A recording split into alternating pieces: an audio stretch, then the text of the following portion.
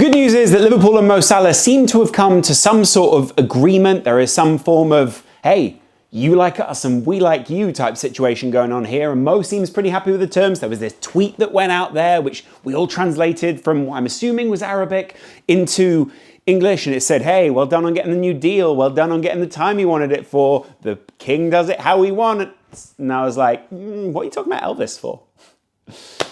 I don't know why I referenced Elvis. I actually don't listen to that much Elvis. It felt like a funny joke. And then out comes David Ornstein. And David says, whoa, slow down there. An offer has been made, as have offers been made to Virgil van Dijk, Trent Alexander. You get an offer, you get an offer, you get an offer. Guys in there like Oprah. Not like that. But you get what I'm saying. They're going around and they're going, hey, guys. You know, we were keeping you waiting. Well, not anymore. And that's the thing. We've been fretting all this time because we're always told like, oh, these guys don't care or like the money, whatever. And really it's just contract negotiations. Because guess what? Contract negotiations take time. Well, the contract should have been on the table. Well, we don't know what went on behind closed doors. And everyone's saying like, oh, well, it must be an FSG issue. Oh, it must be an issue with this. We don't know. We do know that at one point Mo Salah was a little bit frustrated. We know that maybe Virgil van Dijk was a little bit frustrated. We know that those guys wanted certain offers. But these negotiations, if Liverpool just went, hey, there you go, there are the terms. What are we, Rio Ferdinand on BT Sport back in the day? Put a contract on the table, put as many numbers. I get it. Like, I get that we're eager to hear good news as a fan base. But for some weird reason, there's almost greed about good news. The team was doing great at the time. Mo Salah was doing great at the time. I'm even surprised that anyone would sign a deal before January the 1st. Maybe because some people have been sounding other people out, they've been talking to other clubs. Obviously, Mo Salah can't speak to anyone else. But if I was to hear a little something from someone, then, you know, maybe... All I'm saying is, Liverpool will know that there is like this edge of a, oh, will you stay, won't you stay type thing. And now Mo, it looks as if he is going to stay, gives Liverpool good promises. Like, That first of all is good because it would make Virgil and Trent both settle a little more. It would mean we had a leader in the side who was going to, I've been through all of this. We've been through the contract ramifications 100 different times. The fact that Mo has been at the peak of his powers and very good, despite missing some penalties in this time, has helped us. Mainly because it's kept the ship on an even keel until we get to a point where we go, right, now let's talk about those contracts. And anyone who's talking about FSG being tight or any of those kind of things, I get your frustration. I get that you just want stuff done because you play Football Manager or you play FC25 or whatever. But I don't understand this like need to make it into a political weapon. Salah actually kind of weaponized you guys really, really well, as have Liverpool, by the way, at different times. Frustratingly, I would say, I don't know. Right, go with me here. If I don't know, and you don't know, why do we always assume the worst? Because it does headlines, guys. It does headlines. And the frustration is that so say we now offer Mo something, right? Say we offer him a 1-year deal, which he leaked or someone leaked, and then he doesn't sign it? Wow, he's held our pants down there. Not saying he wouldn't sign it. It looks as if Mo wants to stay. But it looks as if, obviously, he wants as long as possible, guaranteed with as much money as possible, which is obviously the contract that every top player wants. But I think Liverpool will probably want him to be on a 1+1, maybe a 2+1. There'll always be options to unlock a little bit longer. I think having that like smart, hey, if you want to stay a little bit longer type thing is always good. It leads to some speculation, but it gives us time to be able to replace him in that position. And whilst he is changing his role slightly, I'm doing a video about this actually, it's really interesting watching the difference in Mo Salah's role. I can see why Liverpool would have explored moving him on, and I can see why Liverpool would definitely have thought that he's worth keeping. He is an absolute match winner, and all these statistics about he's involved in 70% of goals, all these kind of things. I totally get that. Your emphasis shifts if you take certain players out of the team, right? We saw it with Salah during the time he went to the African Cup of Nations over multiple years. Liverpool shift their emphasis.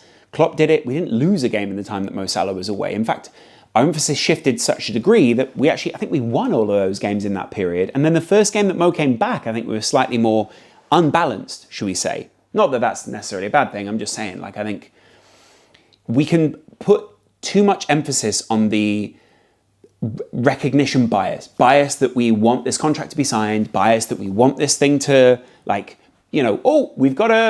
we think Mo's good and you think Mo's good, so why is there no contract? That doesn't make any sense to me.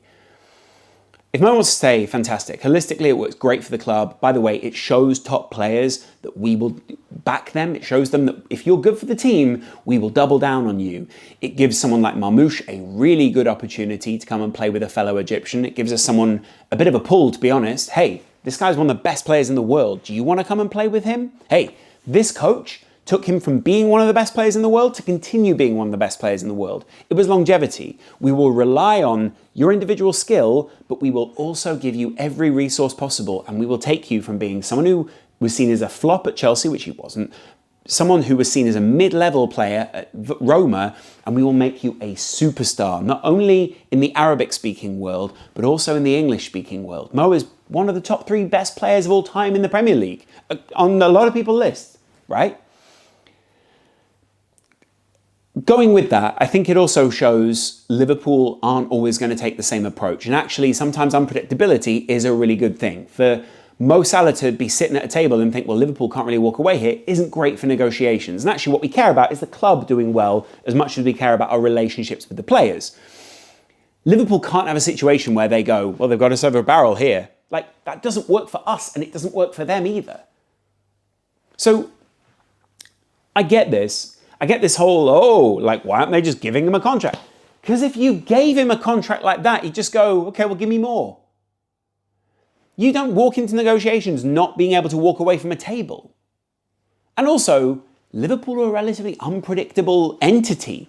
When you thought that we were going to go for X player, they went for Y player. Very rarely can we actually, at the start of the summer, predict who they're going to bring in. If you'd have told me start of the summer they're going to bring in Federico Chiesa and Mamadashvili, that's the only thing they'd do, and they'd sell a whole load of talent, I don't think you'd have been thrilled with that. And I also think you would have gone, well, that's weird. Why have they done that?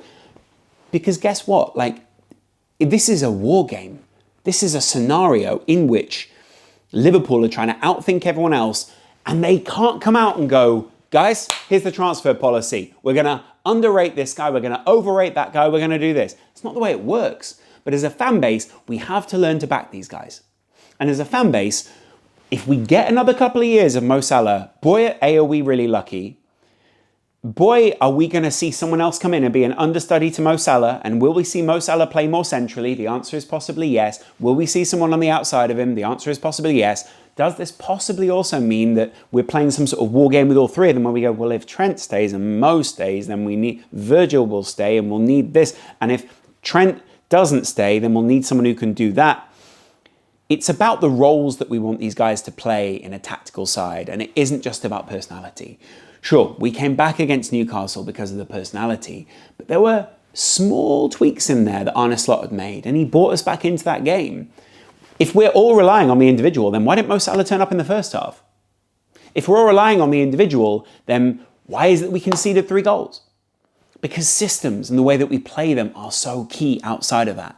If you want to just go back and just do a talisman thing so that we're gutted when Mo Salah's bad and we're gutted when Virgil's bad and the system doesn't help us, then sure, go back to the Steven Gerrard days. Do you remember how happy you were back then? Do you remember how happy you were finishing 2nd and 3rd and 4th because we relied so much on one player? Even though at times we shouldn't have. That's what I'm saying here. There are multiple different narratives that you can spin, but stop spinning the same narrative that it's just about the negative. We only seem to focus on the negative sometimes as a fan base. And the positive here is it looks as if, especially considering the pictures that Liverpool have been seeding on their socials over the last few days, as if Mo Salah is going to stay. Then we're looking for some Virgil shots. We're looking for some Trent shots. Trent shot with Google Pixel not long ago because he's a new ambassador of theirs. What does that mean? Why would you be a Google Pixel ambassador if you're not going to stay? Well, you could be a Google Pixel ambassador because maybe you're going to go to Real Madrid. There's all sorts of things. War game it with me. Let me know what you guys think in the comments below, and I will chat to you in a little while. Much love. Bye. Oh, I do actually want to know who you think stays and who leaves. Or if you think all three stay, or what the other combo is. And if Mo stays, how and why would we transition another right winger in there? Does it actually mean that Mo moves a little more centrally? I'm just saying, we don't have a right winger at the moment, so we can't move Mo a little more centrally. But if we had a right winger, video coming out about it. Love you guys, see you later, bye.